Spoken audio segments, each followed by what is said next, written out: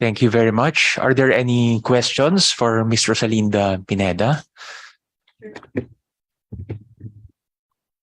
Mr. Yes. Chair, would the protocol be that we ask the departments or our resource persons to give their side, and after which we ask questions, or we let them finish first all their presentations and then we ask questions later?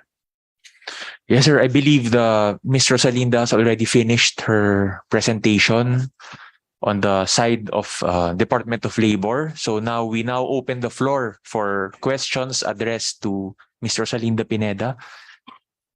Thank you, Mr. Chair. May I ask questions already? Yes, sir. Is the Department of Labor aware of the existence of legal and illegal POGO operations?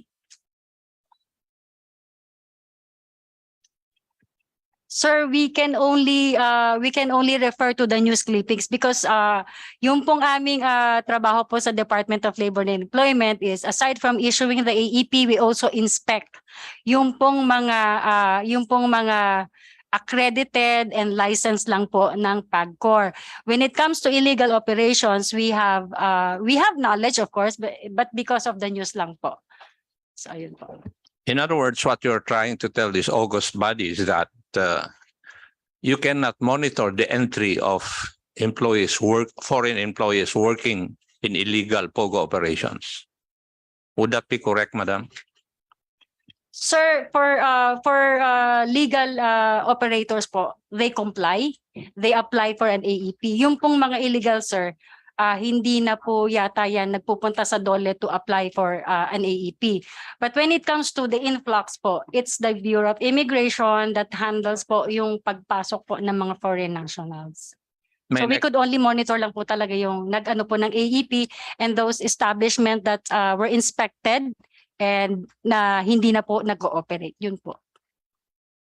My next question, Madam, is could you explain to this body kung bakit po mas marami yung foreign nationals na employed ng POGO operations rather than Filipinos? Kasi bansa po natin ito, bakit mas marami po sila? Please tell me kung hindi kaya ng mga Pilipino yung pagtatrabaho o trabaho ng mga foreign nationals sa POGO operations?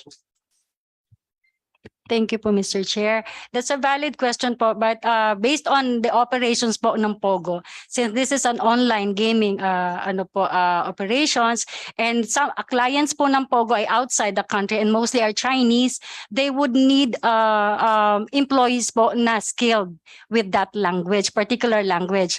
In fact, bibihira po ang Filipino na marunong mag-Mandarin who could speak fluently to answer the queries of their customers or clients. And besides, yun sila po kasi yung talagang nasa floor. When it comes para pong tawag dito, para pong sa BPO industry, sila po yung nakadirekta na nasa call, or sila po yung direktang sila po yung mga customer service associate or representatives po ng mismong POGO. And therefore, ang Filipino po dito ay kokonti lang po. Thank you po. Are you trying also to tell us na ang kliyente ng POGO operations mostly from China? Kasi ang employee naman is puro Chinese. Is that what you're trying to tell this body? Na ang mga foreign employees ng POGO operations in the Philippines are mostly Chinese simply because ang clientele ng POGO operations is from China? That is what we understand po, but we would also defer yung po ng PAGCOR because they are the ones actually giving the license and accreditation. That yun lang po kasi yung napag-anuhan namin during the meeting, that most of the clients of the POGO ay mga Chinese nationals din po na wala rin po dito sa Pilipinas. Nasa labas din po sila. According to the records, POGO operations started in this country in 2003. Ano po yung trabaho nyo noon vis-a-vis POGO operations in 2003? It was only in 2013 that PAGCOR started to, shall we say, regulate POGO operations. What did the Department of Labor do from 2003 to 2013? earlier than the ano po nung IATF, we are not aware po na merong POGO. And yung pong time na yon kaya po nabuo ang IATF because there was a Senate hearing, if you would remember, Senator Villanueva raised a query with regard to the ano po yung work permits na mga foreign nationals na nagwo-work sa POGO, and it was found out that they are actually working with a special work permit issued by the Bureau of Immigration. Hence, nung mag-ano po yung joint guidelines na i-issue po siya, na ano po siya na limit na lang to 14 categories yung pong pagbibigay ng immigration ng special work permit, and all the rest would go to the Department of Labor and Employment to secure an alien employment permit po. For my last question, Mr. Chairman, may I ask the stand of the Department of Labor and Employment? Mas gusto nyo bang nandito yung POGO operations or not? Siguro sir, for this particular meeting, I would defer muna po sa aming mga senior officials who may be online also. Kaya lang po, kami naman po sa Department of Labor and Employment, we welcome any investigation or query. What we will do po is to continue with our mandate to process AEP if there would be foreign nationals applying for an AEP or other documents that would require their stay in the country to work aside from the AEP. And kung mapag-agrihan man po or magkaroon ng decision to ano po ang POGO, we would be very happy and we would be very to accommodate and help the displaced Filipino workers po na nagtatrabaho po sa POGO. Salamat po. As a Filipino, Madam, may I ask your personal stand on this? Would you allow them to operate? Sa personal stand po kasi, if we would weigh yung pong mga 17,000 Filipinos po nag-work ngayon, and siguro po yung help or assistance na maibibigay ni DOLE might not be sufficient, because I've heard some interview already, and some of the brokers and HR managers that I have interviewed prior to the Senate hearing, malaki din daw po kasi yung sinusweldo nila na hindi din nila makukuha sa regular local employer. In fact, we have actually submitted po sa Senate yung pong mga minimum salary ranges ng mga Filipino working in POGOs po. Especially yung pong mga even the house helpers who actually receive at least 10,000 minimum po dun sa kanilang mga employers na yun po. Salamat po. Thank you, Madam. Thank you, Mr. Chair. Thank you very I'll much. ask other questions later. Thank you. Thank you very much, Representative Acob. May we now hear from Representative Gus Tambunting. Thank you very much, ma'am. Ang katanungan ko po ay nakita nyo and you've been managing and you've seen the problems of monitoring the POGO employees, the legal and the illegal. This is an investigation in aid of legislation. And what reforms do you recommend, considering the problems that you've seen? And do you think that there is still a way of being able to tighten the screws to avoid the proliferation of the illegal operators and their employees? Thank you po, Mr. Chair. Actually, we had a meeting po. Yung IATF-EFN member agency had a meeting few days ago. And we have already invited the PNP, the Philippine National Police, the National Bureau of Investigation, and the PAGCOR. We are on the process of consulting with the member agencies po if we could amend the joint memorandum circular to include the 3 government agencies para po harmonize yung aming actions pagdating po sa mga foreign nationals working in the country. And we have given them also yung pong yung draft JMC before for them to provide us inputs kung ano po talaga yung key information na kailangan ng ibang agencies para po makatulong kami to crack down the illegal operations.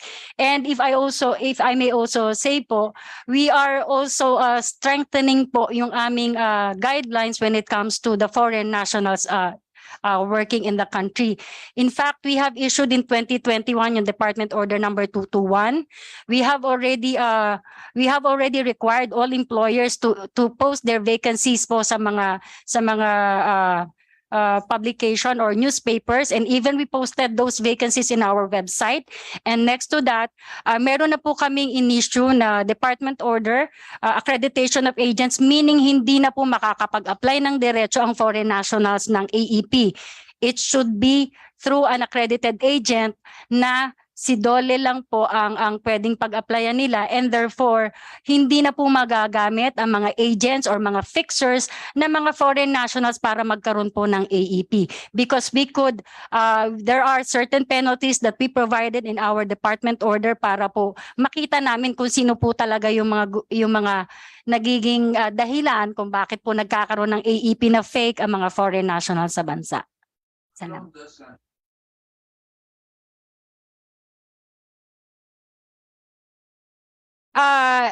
Since this is a complex transaction po, it would take 7 working days before the AEP can be issued.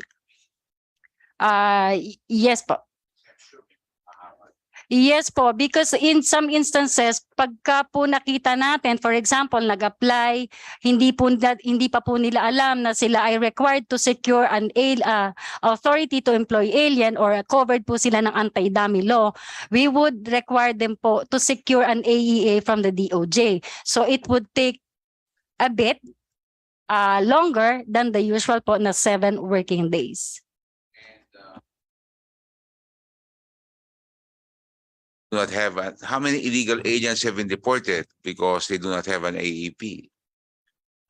When it comes to the illegal aliens po na deported, I guess the Bureau of Immigration is in a better position po to answer that. Every time naman po na merong inspection at nakita po natin silang walang AEP, nagkakaroon po muna ng mandatory conference, because we also give due process po dun sa mga na anuhan natin. Kapag po at the time of inspection wala po sila, nag-mandatory conference and they were able to show na meron po palang AEP, then inaano po natin yun, nire-record po natin na compliant naman po Okay, so sila. I will ask that question later on sa immigration. Yes po. But the next question would be, do you have prosecutorial powers against illegal agents? Could you please? Can you prosecute them? What do you do? Once you find and you're in possession of an illegal agent, what can you do?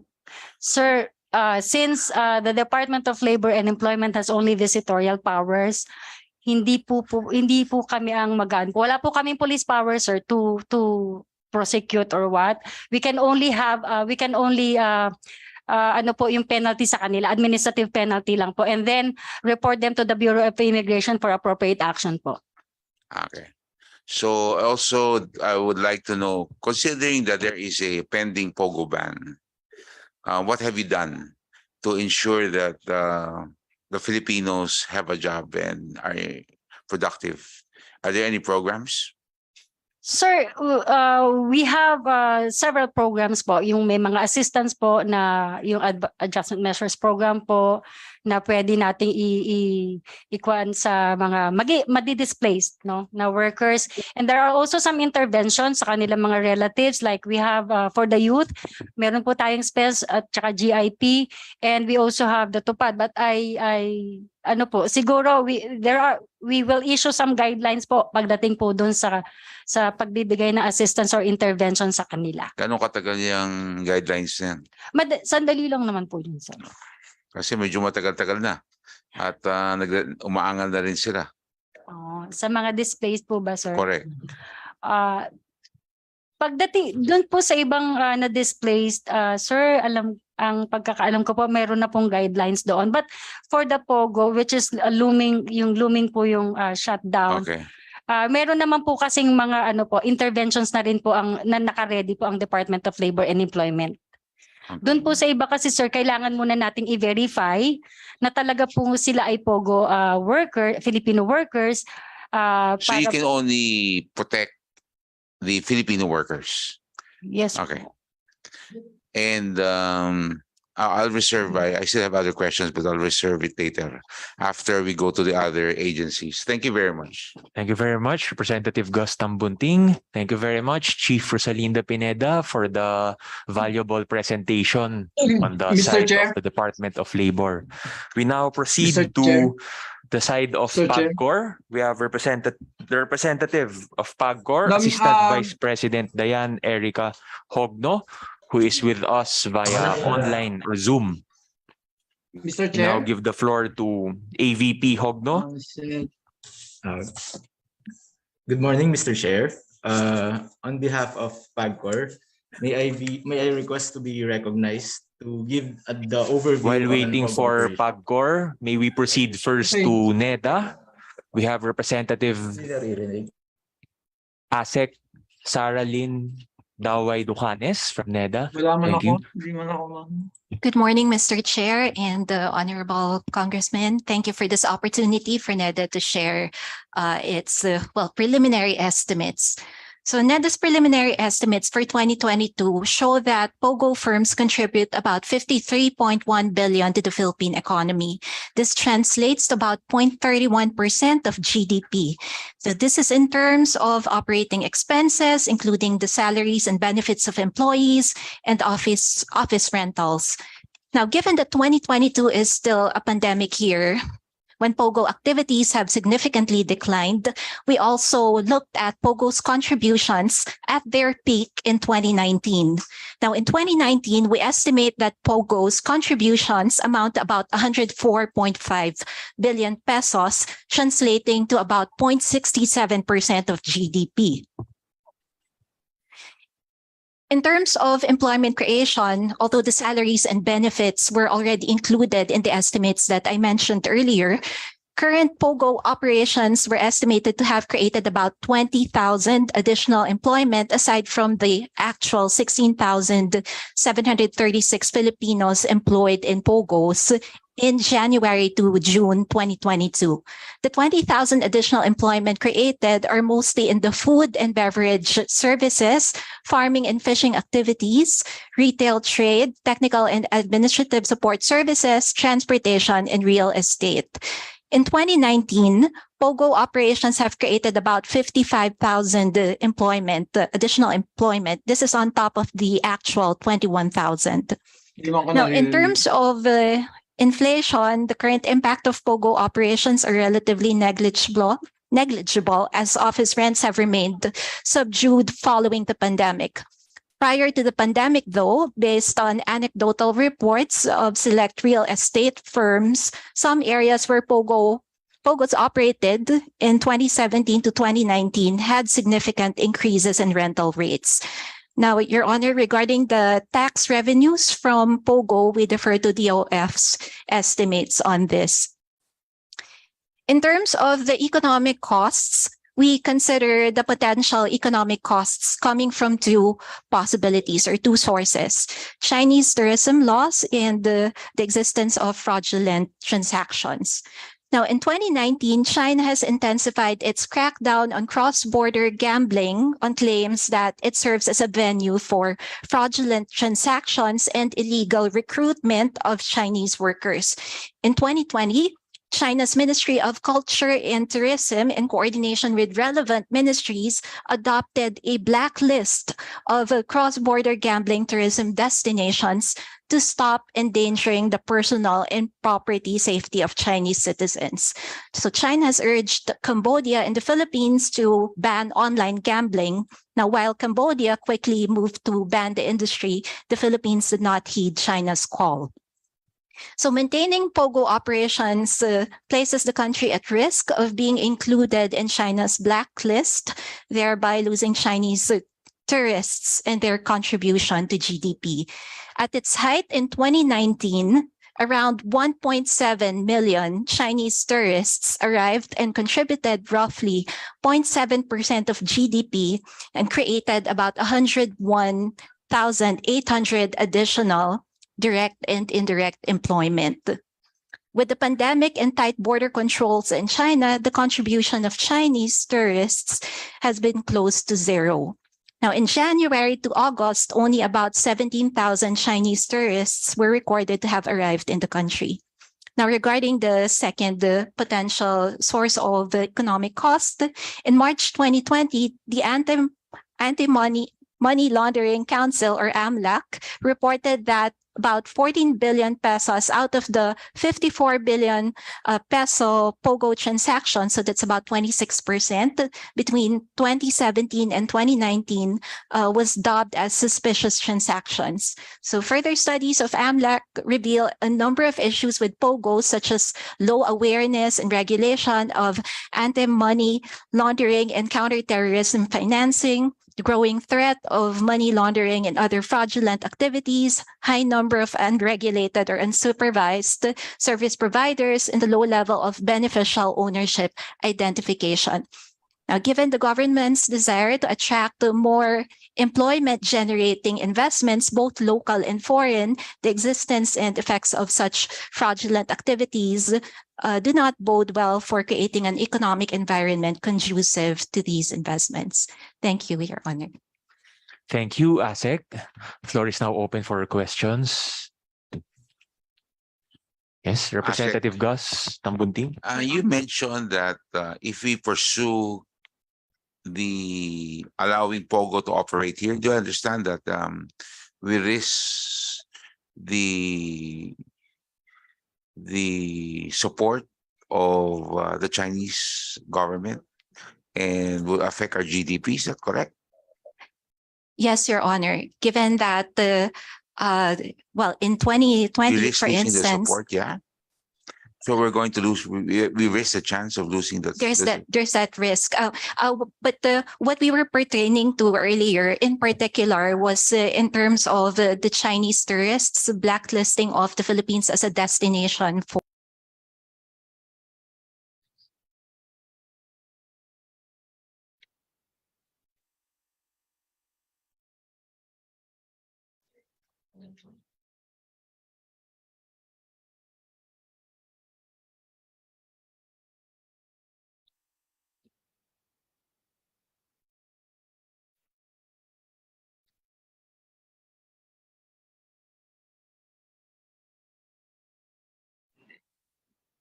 Malaki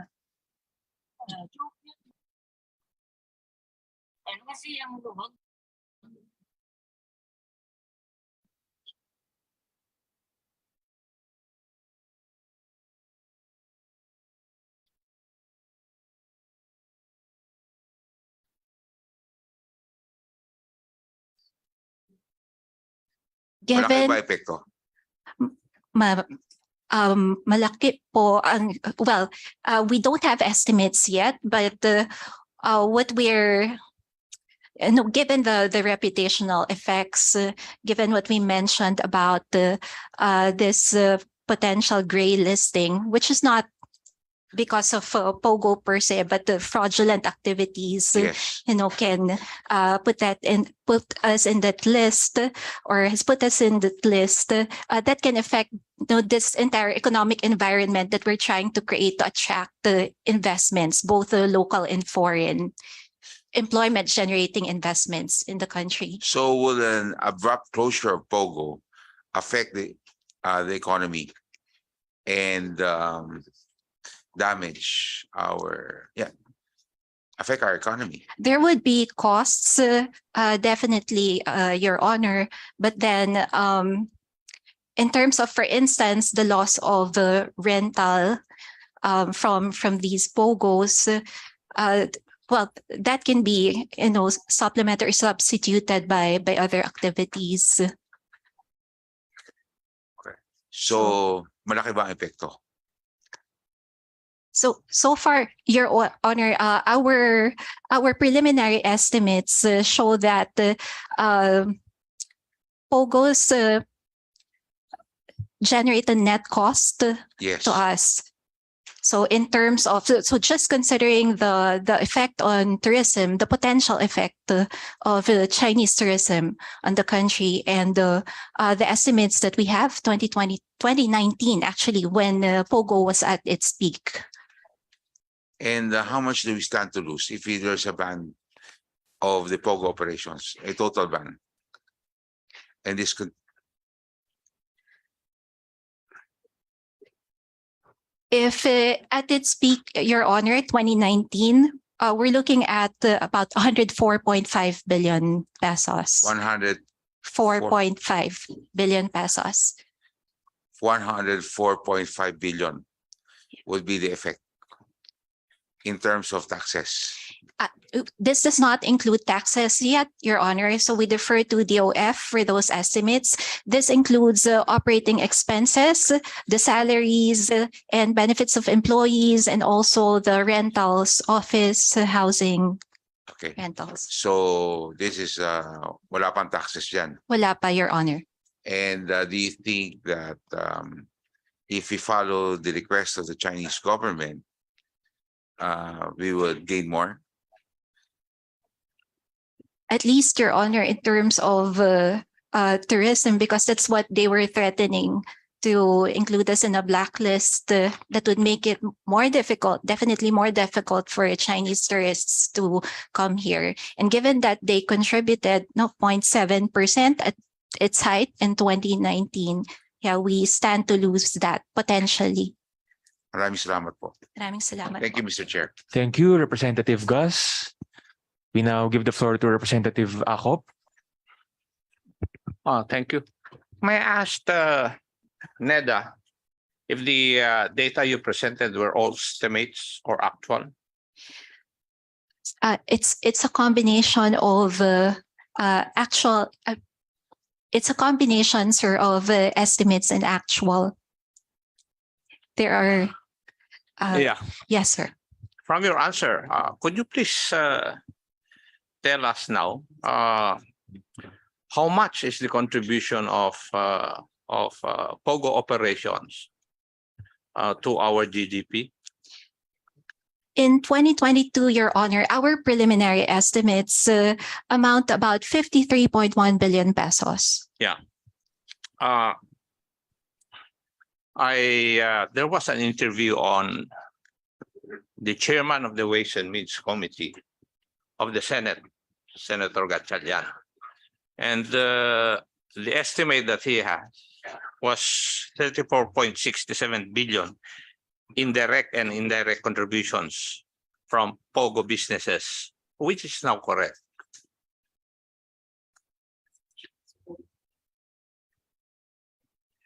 We'll have to check, Your Honor. We have definitely different assumptions to have come up with a different estimate.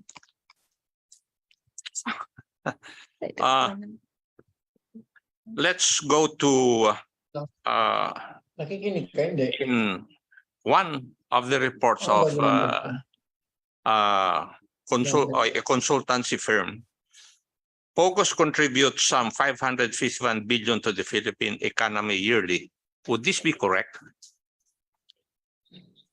That's I think those are the estimates, Your Honor, of Lichu, but those were for 2019. The peak. That's right. Yes, Your Honor. That's correct. That's their estimate, Your Honor, Lichu's.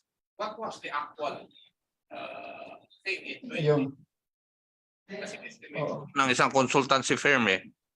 Ano yung actual na nangyari? So, Your Honor, based on our estimates, we came up with 104.5 billion pesos. last, 150. Yes, Your Honor. Okay.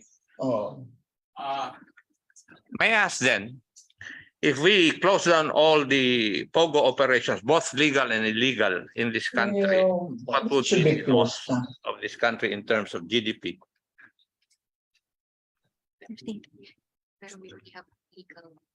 So, Your Honor, we can go by 2019 because that's the height of POGO operations in the country.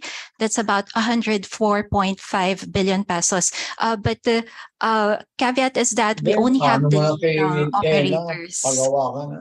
legal operators here. In terms of percentage, how much would it be, the contribution of such in our GDP? So it's about 0.67% of GDP, Your Honor.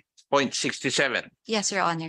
And maybe you're aware of the argument vis-a-vis POGO operations that the social ills created by POGO operations would outweigh the economic side of it. I think that came from NEDA. Would that be correct? It's Your Honor, it's actually from DOF. DOF. DOF po. Okay. Yes po. Sige. So, what would your stand be now with the current situation? Because if we look at the statement of the president, if we cannot regulate these operations, we might as well ban them out of this country. So, Your Honor, NEDA is yet to come up with an official statement on the matter. So we have to clear it with the Secretary first. Thank you, Mr. Chair. Thank you. Thank you, Representative Acop. Thank you very much, ASEC Sara, for sharing with us your data and the presentation. Mr. We now Chair, proceed. Mr. Chair, Yes, we'd like to recognize Representative Luistro, who is with us via Zoom. She has a Yes, question good addressed morning. to the NEDA. Yes. good morning to our colleagues from the HREP and of course our guests from various agencies. Our resource speaker from NEDA made mention earlier that POGO is generating 104 billion or equivalent of 0.67% of our GDP. So the situation is we are confronted with continuing the operation of POGO against or versus the Chinese ban on tourism and the resulting crime from POGO. In terms of GDP, Madam Resource Speaker, magkano po ba ang pinag-uusapan natin possible amount which we will generate from tourism from Chinese nationals? Thank you for your question, Your Honor. Our estimates, this is for 2019 at the peak of POGO operations, is about 0.7% of GDP. So that's the potential contribution of the Chinese tourists. If you will be citing 0.7% as potential contribution of Chinese tourists, that is apparently higher than what is being contributed to us by POGO. Is that correct, Madam That's Resource correct, Speaker? Your Honor. That's correct, Your Honor. If we bump this up against the 0.67% 2019 contribution, economic contribution of POGOs, then yeah, it would appear that the POGOs generate a net cost of about 0.03% of GDP. However, Mr. Chair and Madam Resource Speaker, I assume that the 104 billion or 0.67% contribution to GDP includes only those from legal POGOs. That is Earlier, correct, we've Your heard Honor. from our distinguished representatives that there are illegal POGOs and we have not verified or accounted the number of which. Do we have idea from NEDA as to the possible amount of lost GDP from these illegal POGOs? Unfortunately, Your Honor, we do not have that data. Yes, because I wish to express that we will not be able to come up with an accurate cost and benefit analysis unless we come up as well with a figure that we generate from the illegal POGOs. If we are able to get hold of these illegal POGOs, compel them to comply with the requirements, I assume that they can be considered as additional contribution to our GDP. Is that correct, Madam Speaker? That is possible, Your Honor. With that, then I am concluding this point of concern, and I am addressing our distinguished representatives that I hope we can come up with a more accurate cost and benefit analysis for us to be able to intelligently decide on whether we will allow the continuation of POGOs or we will ban the POGOs in the Philippines. Because with the figures given to us by NEDA, it only discloses the legal POGOs. We are unaware about the illegal POGOs. The figure that we may be able to derive may be higher or greater than the potential tourism revenue that we will be generating from Chinese individuals. And to continue, Mr. Chair, considering our efforts to recover from the recent COVID-19 crisis, may we know from our NEDA resource speaker if the government will really ban the POGO. What measures are we considering to retain or keep or maintain the 104 billion or 0.67% GDP that we recently generated from POGO? Mr. Chair. Your Honor, yes, as we mentioned in our presentation earlier, one of the costs attached to having POGOs is this reputational effect that's generated because of the existence, the effect of financial fraudulent transactions, and this does not bode well for this entire economic environment that we are trying to create in order to attract more employment generating investments. So given that, Your Honor, we are banking on actually the newly enacted amendments to the economic liberalization laws for us to be able to attract more investments to the country. And hopefully that would generate more employment and, of course, growth, poverty reduction measures for the country.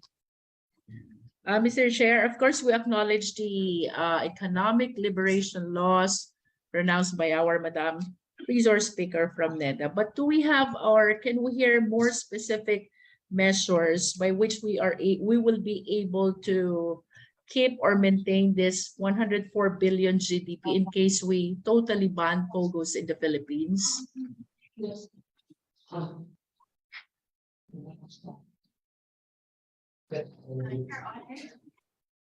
Your Honor, I think as mentioned by Dole earlier, we can reskill, retrain the employees that will be let go of if ever we ban POGOs from the country, and then the offices that would be vacated can be used for other hopefully production activities. Is it possible, Mr. Chair, Madam Resource Speaker, that since we are confronted with the possible banning by Chinese of tourism in the Philippines, is it possible as one of the options to continue the operation of POGOs and we will just be excluding Chinese in terms of POGOs in the Philippines? Is it part of the options, Madam Resource Speaker? From my understanding, Your Honor, most of the POGOs are mostly run by the Chinese and mostly patronized by the Chinese. Yes, with the statement of Madam Resource Speaker, may we be enlightened as to the percentage of the Chinese individuals occupying these POGO operations and patronizing the POGOs. Ilang percentage po ba ng total operations are dominated by Chinese in terms of operations and participants or players? Your Honor, for this, may we refer you to PAGCOR regarding this? We don't have the exact, I don't have the exact data at the moment, Your Honor.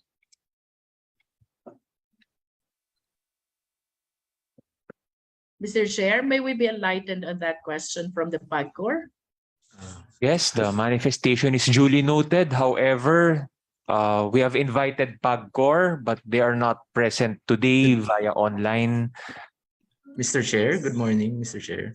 Yes, we have a representative from PAGCOR who can address the question of Representative Luistro. We have Yes, Mr. Attorney Tan, Senior Manager. Yes, Mr. Chair. Yes, Your Honor, relative to your question, Your Honor. So for our manpower count, we have a total of 41,664 employees for all our licensees. 19,746 are Filipinos, or 47%. And then for foreign nationals, we have 21,918.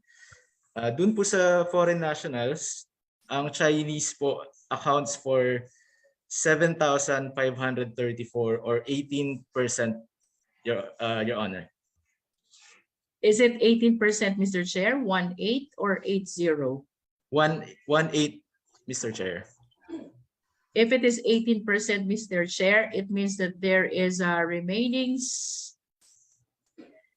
82% participating in POGOs, either as players or operators or service providers. Am I correct, Mr. Chair?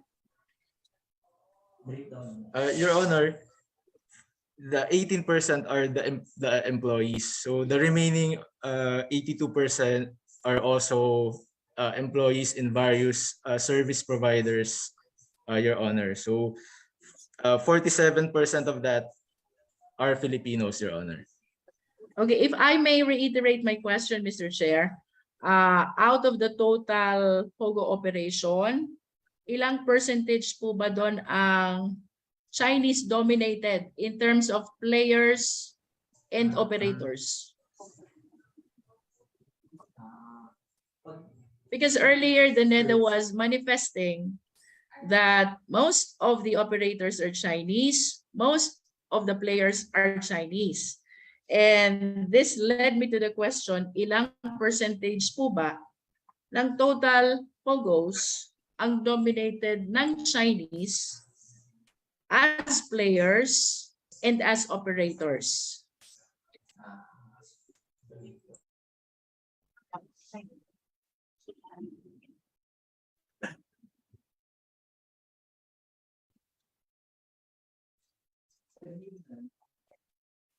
Mr. Chair. Yes, we would like to request the PAGCOR to address the question of Representative Luistro. Yes, Mr. Chair. Firstly, we would like to apologize for seemingly not responding earlier. We just had audio difficulties, Mr. Chair. In response to Honorable Representative Luistro's question, we are still finalizing our statistics, Mr. Chair, but during the height of the POGO industry, we record around 30 to 40% transactions are in Chinese yuan, Mr. Chair. 30 to 40% transactions dominated by Chinese.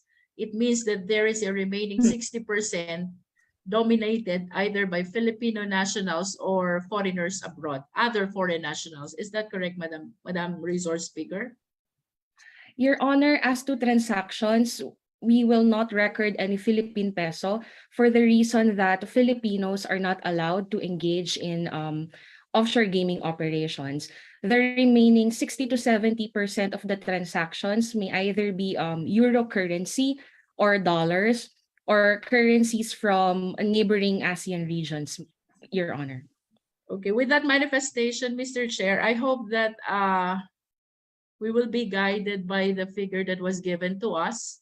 I hope that that is accurate, that only 30% of the total POGO operation is Chinese dominated, which means that there is still 70% foreign national dominated or participated in terms of Philippine POGO operation. Please confirm if this statement is correct, Madam Resource Speaker. Around 30 to 40% during the height of the POGO operations in 2019, Your Honor. And the remaining balance of 60 to 70%, the transactions are shared with among euro currencies, dollars, and other currencies, Your Honor. It appears to us that we are focused on the possibility of banning Philippines from the Chinese tourism. But I hope we can take note as well that 30% of the POGO operation is dominated by Chinese, and there's still a remaining 70% dominated by other foreign nationals. That is a manifestation, Madam Resource Speaker, Mr. Chair. And for another point of concern, I understand that one of the problem that we are addressing with POGOs is the resulting crime from operations. According to Representative Barbers, that includes kidnap for ransom, prostitution, murder, extortion, illegal drug activities, money laundering, human trafficking, graft and corruption, online scamming, and relative crimes. May I ask our resource speakers, are we not considering, instead of tightening our law enforcement in order to address these resulting crimes? Yes, Representative Luistro, as mentioned, our consultation is limited to labor and employment issues. So we would like to defer the criminal aspects, the investigation and prosecution, to the Committee on Justice. I submit, Mr. Chair, and we will be proceeding with our interpellations on the next round of resource speakers. Thank you, Mr. Chair. Thank you very much, Representative Luistro. Our last agency to speak from the government is the Department of Finance. We have with us today via online Undersecretary Maria Magno. We give the floor to you, Sec Magno. Thank you, Your Honor.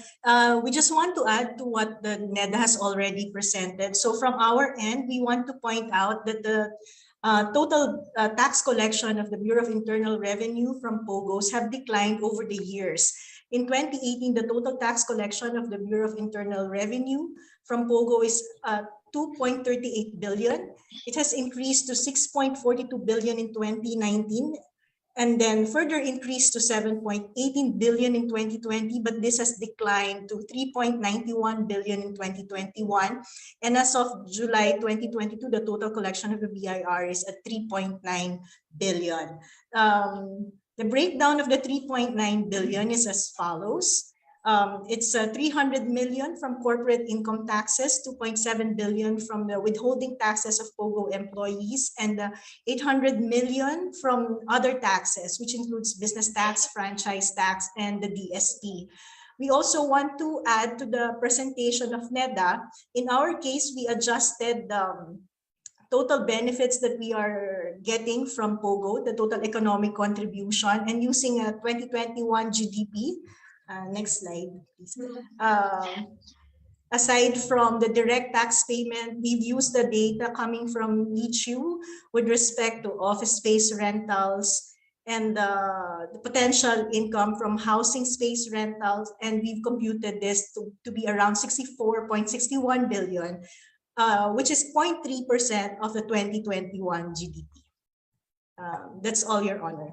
Oh, sorry. But in addition to the cost that the NEDA has identified, we also want to point out that aside from concerns with respect to tourism, there are concerns that if we look at the crime related to POGO, it can have a direct effect also on the amount of tourists that comes to the country.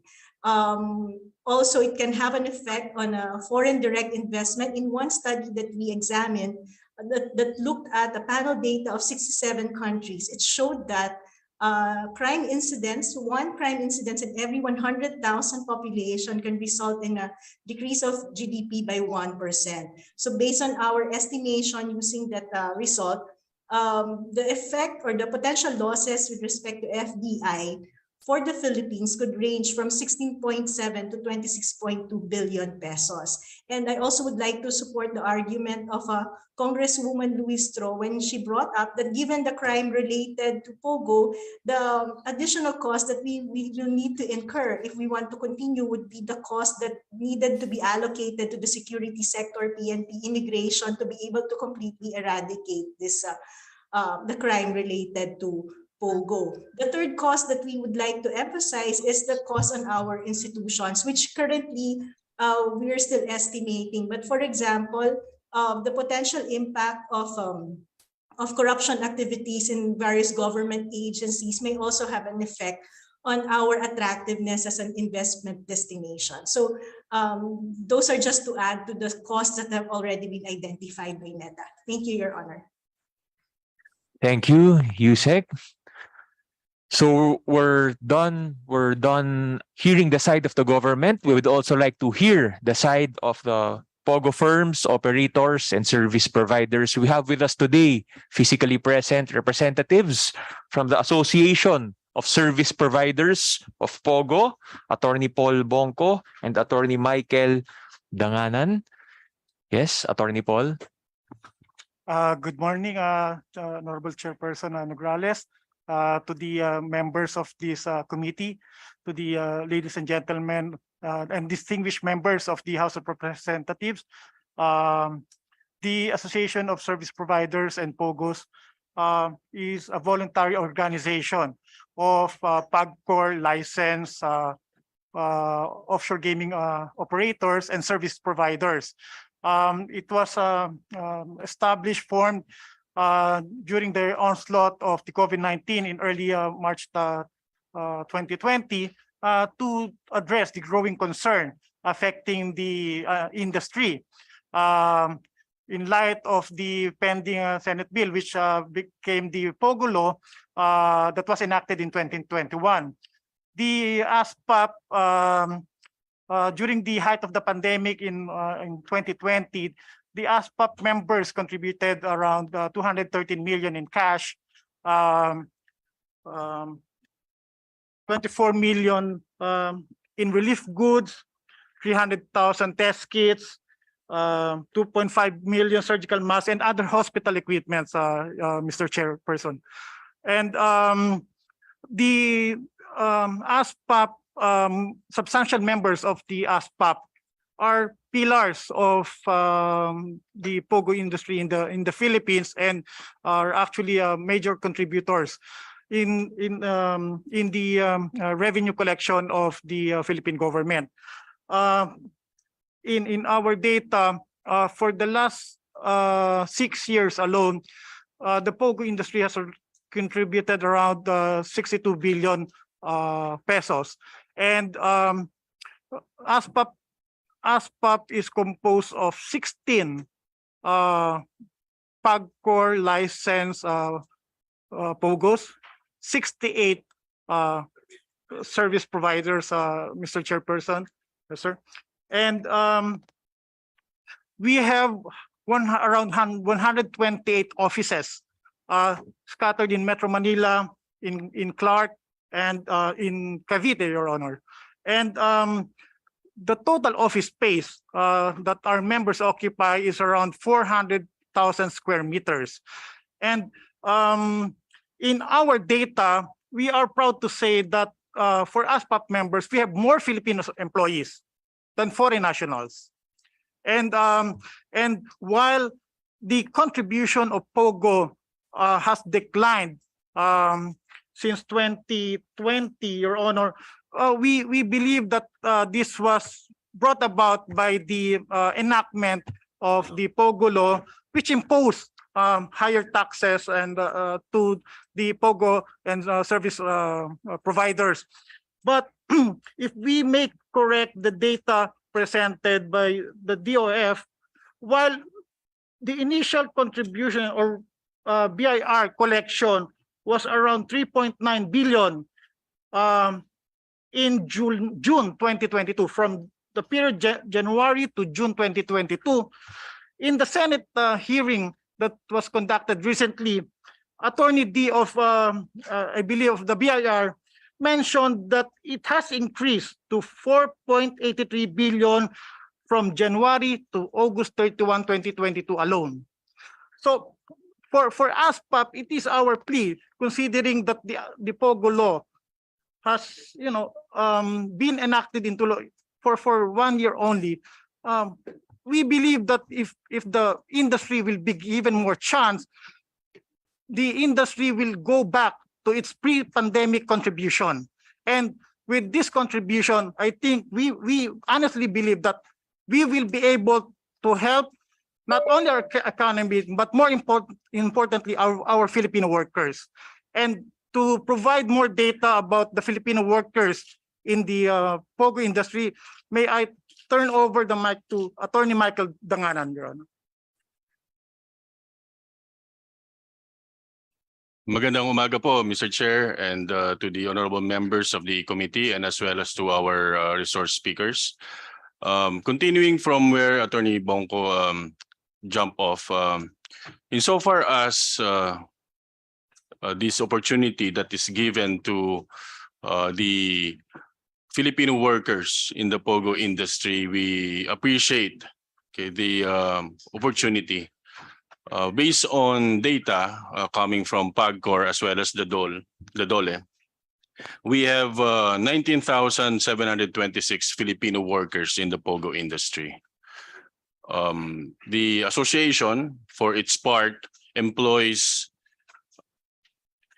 11,776, which are directly hired, and 11,342, which are indirectly hired.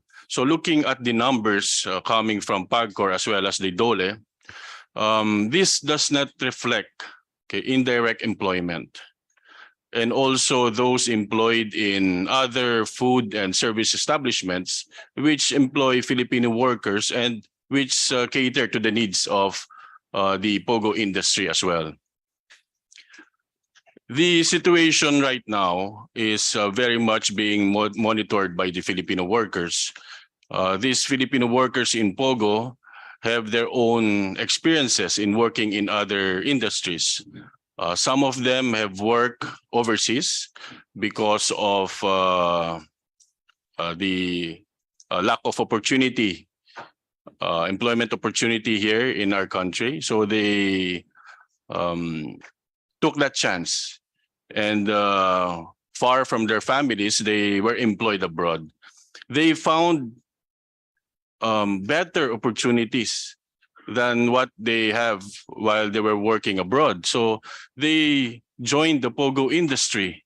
They receive better salaries, as shown by the data from the DOLE. For example, we have a driver. Of course, we do not belittle this member of our employment sector, but for lack of education, they are limited. The opportunities are limited. So what they do is usually go abroad and find employment away from their families. But in the POGO industry, based on numbers, the salaries that they are really receiving is minimum of 20,000 pesos. So that's a lot. Let's not even go to other kinds of employment, but these Filipino workers are being utilized in this POGO industry and are receiving and are well paid. Apart from that, they also receive other benefits. They have free boarding, they have free house. These are air-conditioned housing. They are getting free food. They have free transportation. So basically what they receive as salary is not anymore used for other expenses. So now they use that to support their families, the education of their loved ones, and also for payment of other expenses for the family. So we are translating the numbers to include also their families. Now, if we talk about alternatives, because we are hearing that there are other options for these employees, I don't think there's available employment in any industry that can provide what they are receiving right now from the POGO industry. So we are happy that we are invited into this proceeding so that we could air the side of the Filipino workers and for our legislators to give much needed attention to their welfare in case we decide on the fate of the POGO industry. We have here present some workers in the POGO industry. Thank you. Thank you very much, ASPAP. If there are no questions, we would also like to hear from the employees of POGO. Mr. Chair, Yes, Representative. maybe they represent the side of the Filipino workers in POGO. Maybe we have to ask all of them to say their piece and then we can ask questions. Can we hear from the representatives of the POGO employees or workers? Good morning po, Your Honor. I'm Jacqueline Ada po. I am encoder po in POGO Cavite. I work as an encoder po and as an encoder po, yung ginagawa po namin is online banking po siya. So yung lahat po ng transaction namin is through online po. Bali pa, payment po kami. And then yung sa ano naman po, yung relationship namin between po foreigners and then po sa amin. It's been 2 years po since nag-start po ako sa POGO. And then hindi naman po ako magtatagal doon kung hindi po okay yung relationship namin between foreigners po and then po sa amin. And doon po sa ano po, sa pagdating po sa ano nila, accommodation po, lahat naman po ng privilege is naibibigay po nila. Bali, naka-condominium po kami, may free meal po kami, and then yung laundry namin, sagot na din po nila. Which is, hindi siya naipoprovide po ng previous work ko. So, I'm married po and then may anak po akong isa. Dahil po sa POGO, sir, nakakapagpagawa na po ako ng bahay. And then, may kapatid po ako na pag-aaral ko. And then, maski pa paano po, nakakapundar po kami ng appliances. And then, yun nga po, sana naman po, open-minded po kayo na wag nyo naman po sanang isara. Kasi marami pong natutulungan si POGO. Hindi lang po ako, marami po kami na mawawala ng trabaho. Ayun, wag naman po sana.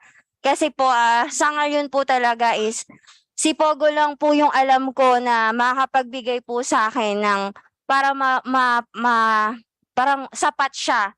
Paano na lang po paano ko po matatapos yung mga, may mga loans pa po ako. And then POGO lang po ang nagbibigay sa akin ng way para magawa ko po yun. Yun po, sir, Your Honor. Thank you very much. We also have with us Mr. Boyd Jimeno. Good afternoon, Your Honor. Yes. I'm the representative for Ecomstar. That's me. Thank you. We now open the floor for questions to both POGO workers, POGO employees, and POGO service providers and firms. Are there any questions from the members of the committee?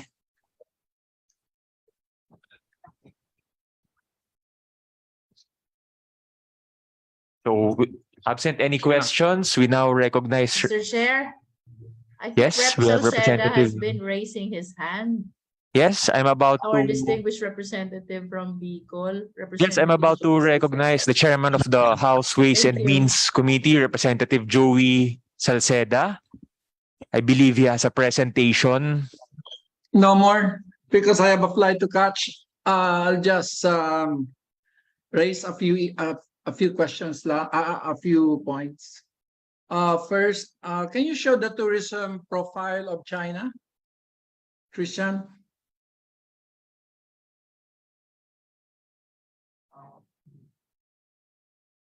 No, that's a very long presentation.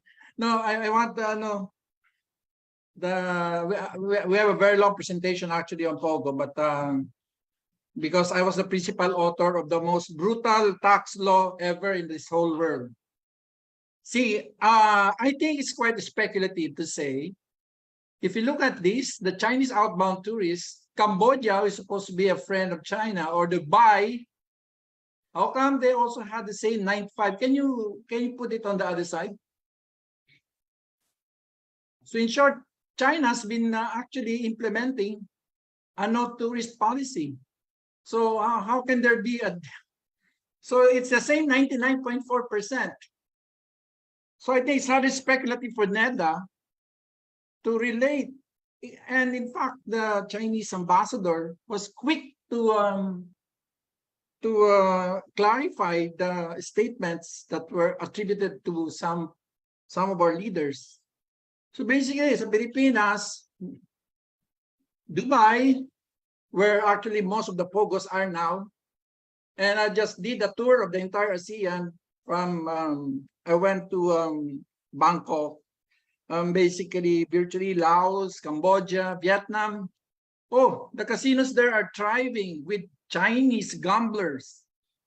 So I don't know, they have a double standard with respect to Chinese gambling, and so I don't know what reputational risk. The second I would like to address, you can take it off already. Pwede mo natanggalin yan? Kasi kitang-kita naman dito na wala naman diferensya kung may POGO ka o wala kang POGO eh.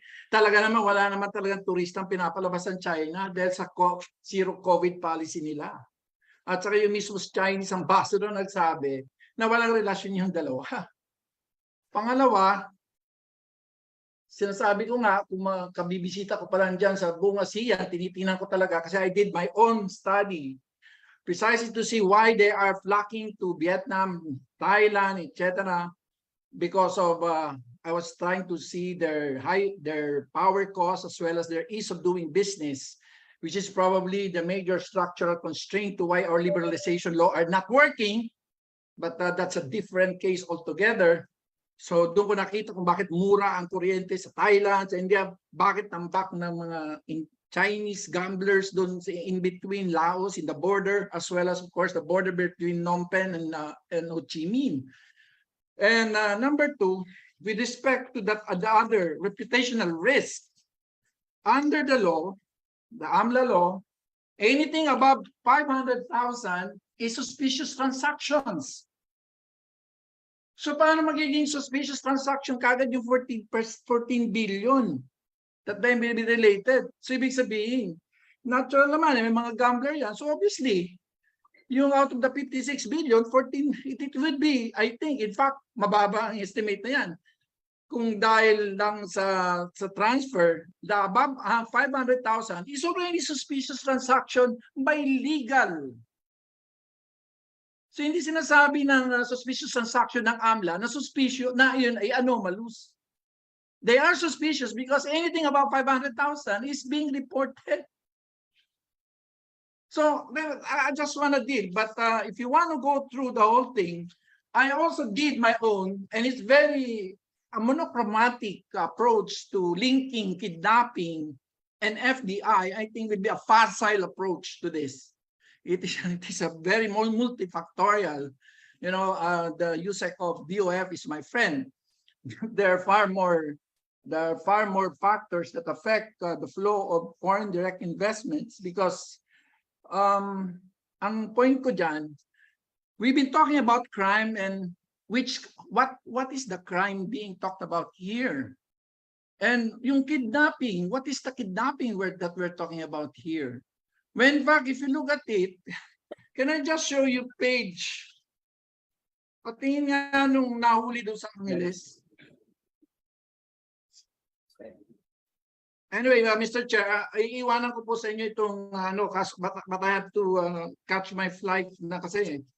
So, pag tinignan nyo yung mga nahuli sa Angeles, wala namang actual deprivation of victims' liberty as defined by the Supreme Court with respect to kidnapping. So, who is the kidnap? Who is the kidnapper? But if we love to talk about kidnapping, when in fact it's just, a battle between POGOs, especially between the illegal POGOs, and trying to poach the employees of the legal POGOs. And then we report it as being, we rescued from a kidnapping, basically. So, naglalaban-laban sila kasi nga hindi na pinapalabas ng right ng Communist China ang kanilang mga turista. Karamihan kasi naman pumapasok sa atin dito, magtuturista, kukuha ng AEP o SWP, ng mga panahon na uso pa yan.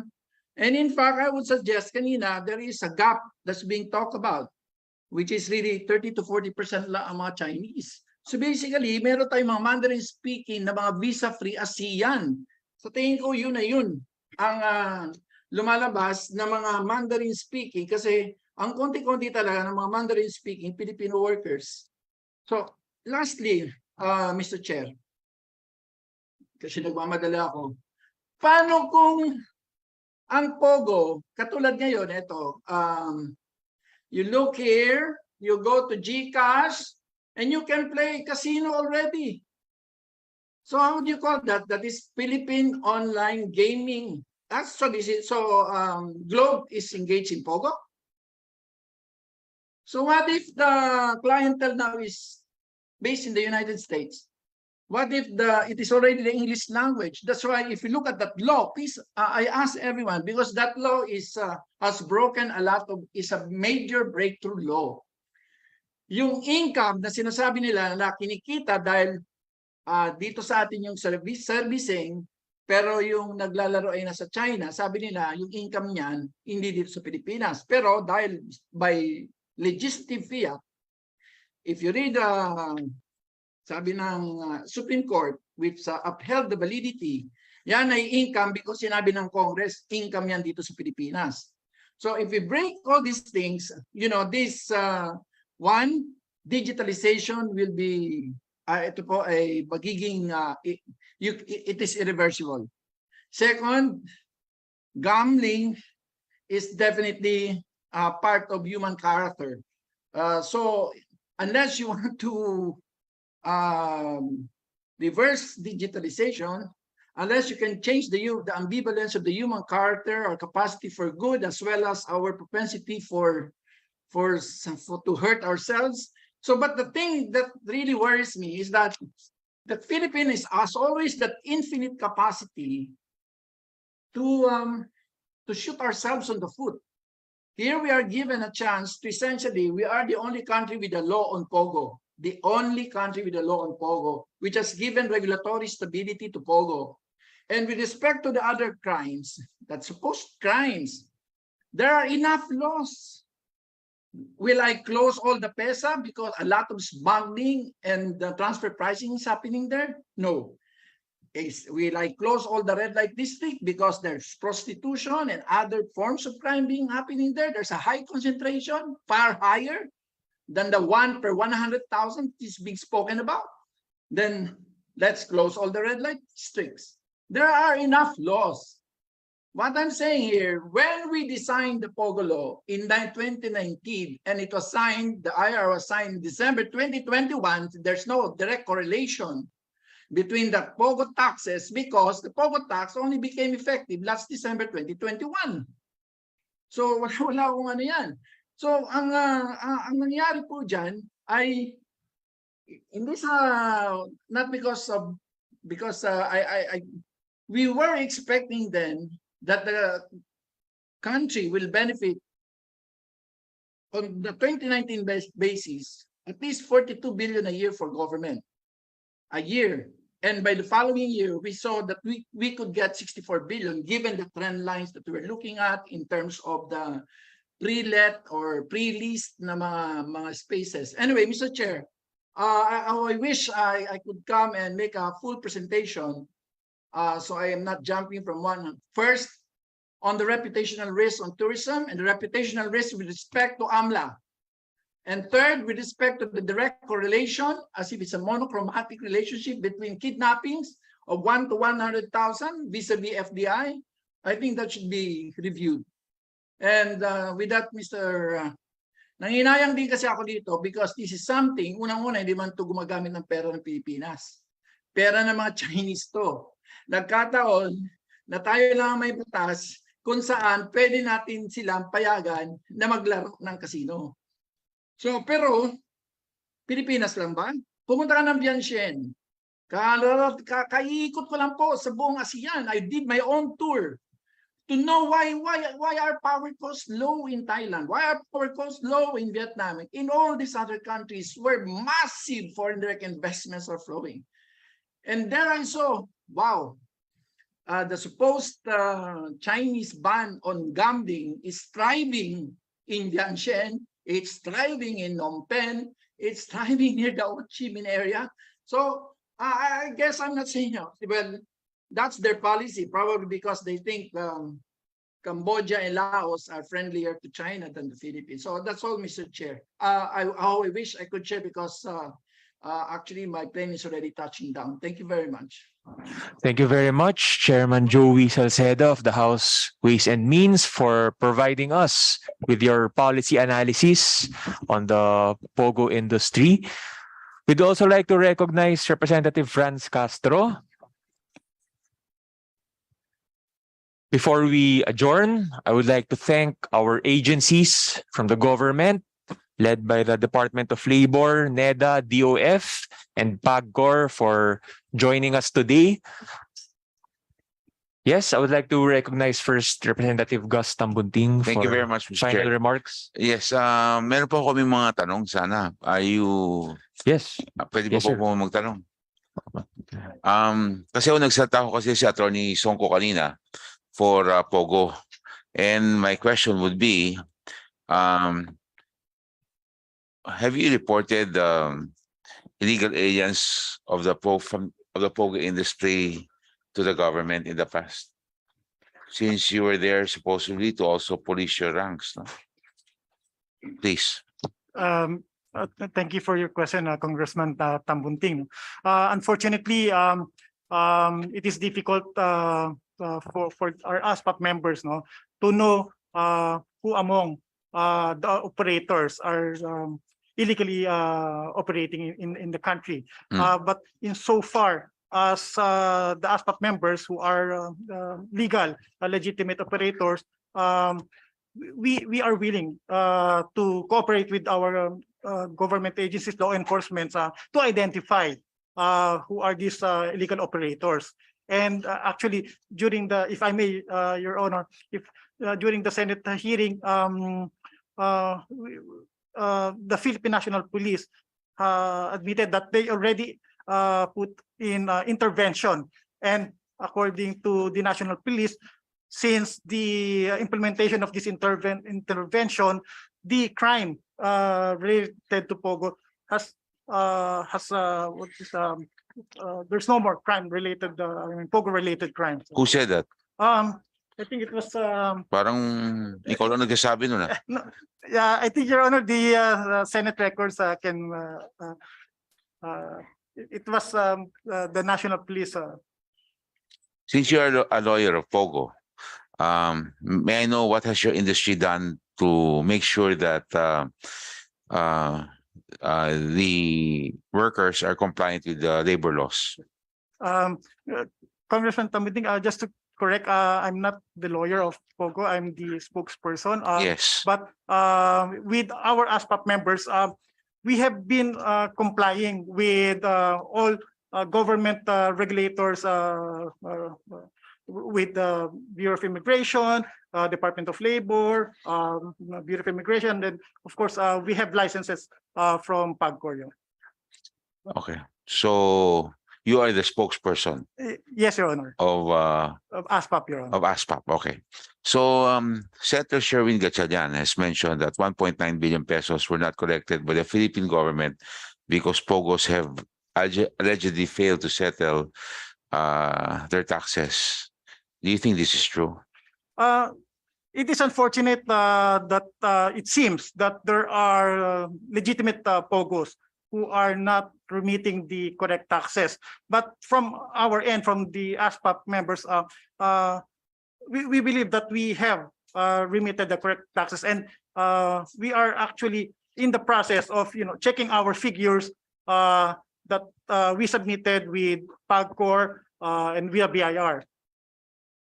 So are you open for review of your records in case it comes to that for non-payment of taxes? Yes, Your Okay Honor. kayo? For ASPAP, yes, Your Honor. So open kayo na may imbestigahan ho kayo? Yes, Your Honor. Whatever will be for the betterment of the society of our Filipino workers, of the government, and for the POGO industry in general, Your Honor, we will comply, Your Honor. Thank you very much. Thank you very much. We have Representative Acob. Thank you, Mr. Chair. May I know if the PAGCOR representative is still with us?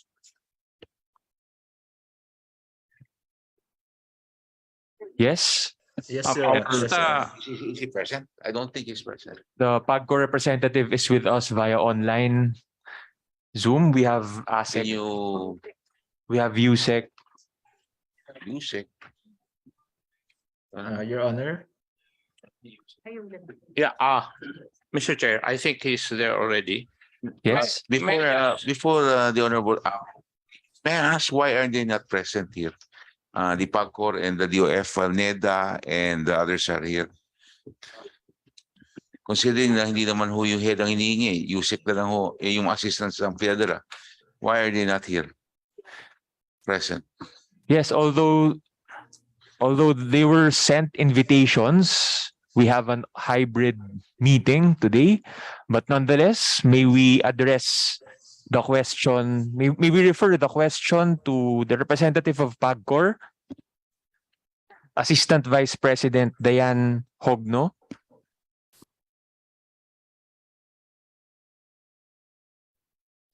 Good afternoon, Mr. Chair. Yes. Assistant Vice President, please address the question of Representative Gus Tambunting on the reason why the PAGCOR is not physically present in today's consultation. Alam po ninyo kasi, usually, yung mga representatives, talagang yung mga ini-invite nating resource person, talagang minamandate ho natin pumunta para ho, like NEDA is here, Dole made the effort, kami po mga membro ng Kongreso, pero napansin ho namin, ang PAGCOR hindi ho dumating. At bakit po wala ho kayo dito? Our apologies, Mr. Chair. In the letter invitation that was sent to us, we were provided a Zoom link for the hybrid meeting. It was our understanding that we can attend via Zoom due to the nature of the meeting being hybrid, Mr. Chair. So hopefully, Mr. Chair, sa sunod po, dapat po nandito ho ang mga membro ho ng ang ating mga resource persons. Yes, the manifestation is duly noted. Thank you very much. We now give the floor to Representative Acop. He has a question addressed to PAGCOR. Yes, Mr. Chair. May I ask PAGCOR, in 2019, how many POGOs were there in the Philippines? And in 2022, how many POGOs were there?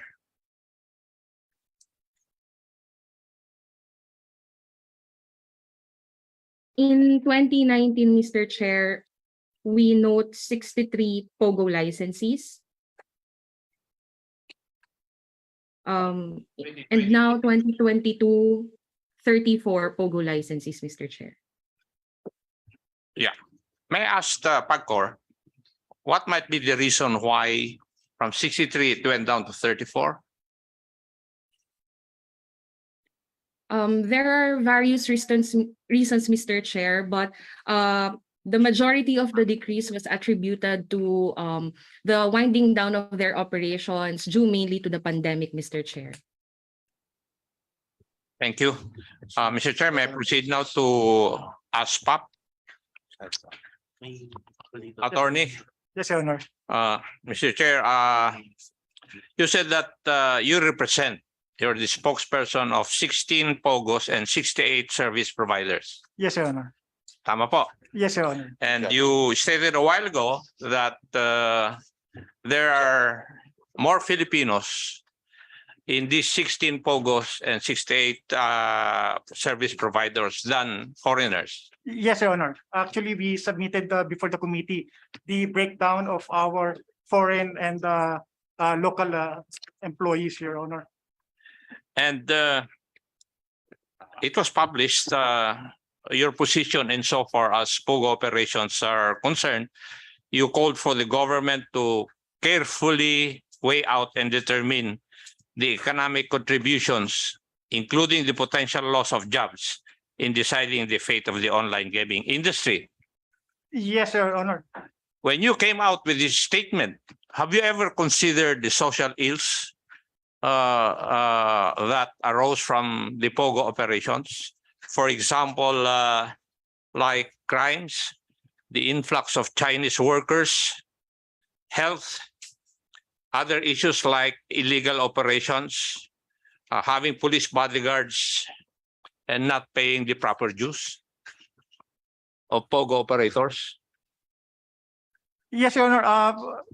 For ASPAP members, like what I mentioned a while ago, we are proud that for our legitimate and legal POGO and service providers, we have not encountered this what we call social ills that are happening in the industry affecting other POGOs and service providers. Yon. And since you said that you have considered these social ills vis-a-vis your position, you think that POGO operations must continue in this country? Well, it in is, spite of these social ills? Your Honor, I think the definition of social ill has to be defined definitively, Your Honor, considering Attorney, I stated it. Social ills involves crimes, the influx of Chinese workers, its effect on health, and other issues like illegal operations of POGOs, having the executives of POGOs having police escorts which is against the law, and some POGOs not paying their taxes. Dinefine ko, Yes, Attorney. yes, Your Honor. So why are you asking me to define it? I'm asking you to answer my question. Yes, Your Honor. In so far as the social ills, Your Honor, like I said, for the ASPAP members, we have not encountered this kind of social ills. And if we will base this on the reports in the social media that we see, that we read, Your Honor, it is unfortunate that the POGO industry is being accused in general of this social ills. But if we will look into the cost, the overall cost affecting the removal of the POGO industry in the Philippines, I think the figure alone of Mr. David Lee Chu on the possible loss of income from the real estate, which is 200 billion alone, would have a deep impact on our economy. Now, but more than that, Your Honor, I think those that will be really affected are the Filipino workers in the POGO industry. And as I mentioned by Attorney Mike, with ASPAP, we have 23,000 Filipinos. Mr. Chairman, within the audience of the attorney, ang tanong ko lang po did you ever consider the social ills arising out of POGO operations when you came out with your official statement? Yun lang po ang tanong ko And you asked me to define what the social ills are. Di ba? Sinabi ko naman, I would like to state, bago ako pumunta rito, nag-research ako ng todo crimes. We have kidnapping, we have prostitution, we have human trafficking, we have violations of immigration laws, and money laundering. The influx of Chinese workers, health, sexually transmitted diseases, other issues related to POGO, illegal operations of POGO, police having unauthorized police escorts, and what POGO or the POGOs o PAGCOR. Nandito po lahat. So, yung tanong ko, pakisagot nyo. Opo. Did you weigh yung economic impact versus the social ills of POGO operations? Yun lang po naman ang tanong ko eh. Tama po, Congressman Akop, tinimbang po namin mabuti itong social cost dun sa aming nung nilabas namin yung Ano statement. sabi nyo? Social cost? Social cost.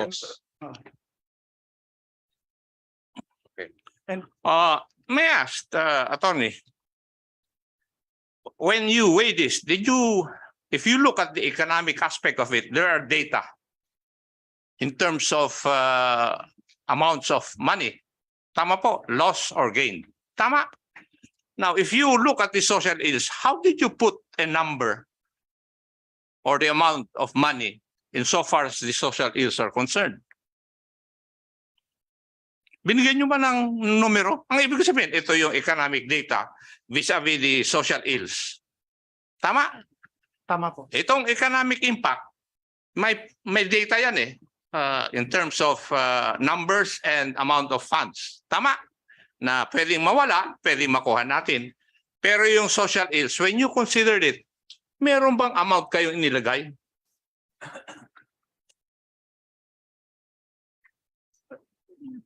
Yes, Congressman. Yung kung mapapansin. Yes. May I ask then, what were the amounts you gave to losses insofar as crimes, insofar as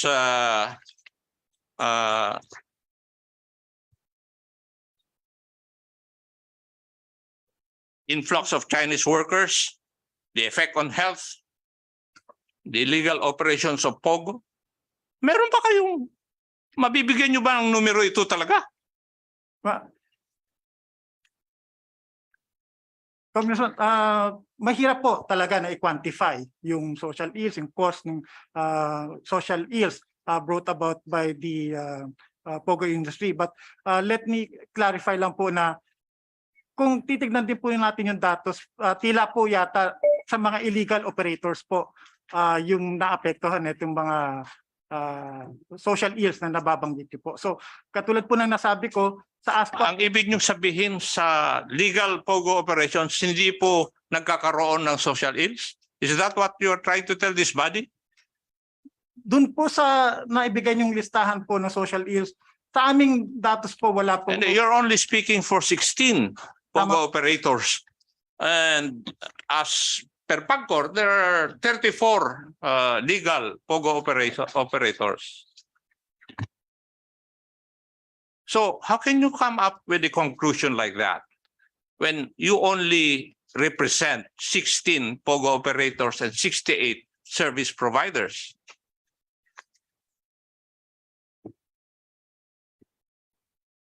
Yes, Your Honor. Mahirap po i-quantify po. Talagang kabuuan po. Mr. Chair, I would like to end my questioning already since it's past lunch already and I cannot get a direct answer insofar as my questions are concerned. Thank you, Mr. Chair. Yes, Mr. thank Chair. you, Representative Akop. Although we Mr. have Chair. a question on social ills, we would like to remind Representative Akop that we would like to limit our consultation to labor and employment issues to help us craft an effective legislation for our committee. Thank you. We'd also like to recognize Representative Vice Chairperson Alan T. I believe we also have another question before we adjourn. Yes, Representative Gus. Thank you, Mr. Chair. To PAGCOR, meron po akong katanong. Are you still with us? Yes, I hope I believe PAGCOR is present online. Yes. Meron pong I read, no? I think in GMA, napanood ko sa GMA News TV na meron pong arrest of foreigners. Yes, ito po ba related sa POGO? There were supposed to be arrest of foreigners on illegal gambling. Ito po related sa POGO. Mr. Chair, I believe the news reports on arrests and deportation concern illegal aliens, Mr. Chair, working mostly in illegal operations. So they are POGO related, itong mga foreigners na to? Yes, illegal nga lang. For some cases, Mr. Chair, this concerns illegal operations, illegal offshore gaming operations, Mr. Chair. Okay, thank you very much. And you've heard about the plan to deport around 2,000 workers. What is PAGCOR doing to expedite this, if any? Mr. Chair, firstly, on the deportation of the nationals, illegally documented nationals, this is while this is under the mandate of the Bureau of Immigration, we at PAGCOR coordinates with our law enforcement agencies in the sharing of our data and statistics to ensure that nationals working under the offshore gaming operations are properly documented, and considering that we are incapacitated on law enforcement, we strengthened and intensified our cooperation with our law enforcement agencies for us to be able to curb illegal offshore gaming operations, Mr. Chair. Thank you very much. Thank you, Mr. Chair. Thank you, Representative Gus. Mr. Chair? Yes, Representative Luistro. Yes, first of all, I am very much interested to the supposed report of Representative Joey Salceda. So if there will be no other schedules for the hearing of this committee, or perhaps for the presentation of Rep. Salceda, then I would be requesting that our office be furnished with copy of his supposed report on POGO. And for my second concern, Mr. Chair, I have a question for PAGCOR. Yes, the PAGCOR is still with us via online. Yes. Per Rep. Barbers, one of the resulting crime of POGOs is graft and corruption. I am not so certain if the good representative is pertaining to the same modus, but there are allegations that the PAGCOR's external auditor do not report or disclose the correct total gross gaming revenues. May we know from PAGCOR if they have verified this allegation, Mr. Chair? Mr. Chair, as regards our third-party audit platform, they are mandated to provide us the accurate data on gross gaming revenues, so we as PAGCOR may be able to appropriately bill the necessary regulatory fees due our POGO licensees, Mr. Chair. Yes, may we be enlightened, Mr. Chair, on how are we sure that these external auditors are indeed reporting the correct amount of gaming revenues? Because there are allegations indeed that they are not disclosing the correct amount, and perhaps this is one of the sources of the graft and corruption, which is one of the resulting crimes from POGOs. What measures do we take to make sure that we are yielding the correct amount of gaming revenues from the PAGCOR's external auditor? Presently, Mr. Chair, we also have access to the back office or the system servers of our licensees for us to be able to cross-check the data being audited or the gross gaming revenue being reported to us, Mr. Chair. With that, Mr. Chair, may I just manifest that perhaps this is one of the concerns that we need to look into, and finding the correct amount of the total gaming revenues will guide us as well on the cost and benefit analysis that we need to come up with to be able to decide on whether we will push through or otherwise with POGOs. Thank you, Mr. Chair. Manifestation is duly noted. Thank you very much. So before we proceed to the last item on our agenda, I would like to thank all our agencies from the government who are present with us today: Department of Labor, NEDA, DOF, PAGCOR. Thank you very much for providing us with your inputs, with your analysis, with your data. Surely, all of these will go a long way in helping us craft a policy, a strategic legislation to address all these social ills or labor and employment issues in connection with the POGO industry. So our last item on the agenda, we have the proposed amendments to House Bill 615 or the Freelance Workers Protection Act. We received a letter from Representative Christopher De Venecia. He would just like to offer additional amendments. Do we have a motion to approve the amendments of Representative De Venecia through his letter dated October 17? Mr. Chair, I move for the approval on the amendments to House Bill number 615, otherwise known as the Freelance Workers Protection Act. I so move, Mr. Chair. Second the motion. Motion is approved. Thank you very much. Do we have a motion to adjourn? Mr. Chair. Mr. Chair, Yes. Rep. Luistro, may we request that this representation be included among the co-authors of the Freelance Workers Act? Yes, the request is duly noted. Thank you very much. Do we have a motion to adjourn? Respectfully moving to adjourn this committee's hearing, Mr. Chair. Second the motion. Motion is approved. Thank you very much. Thank you.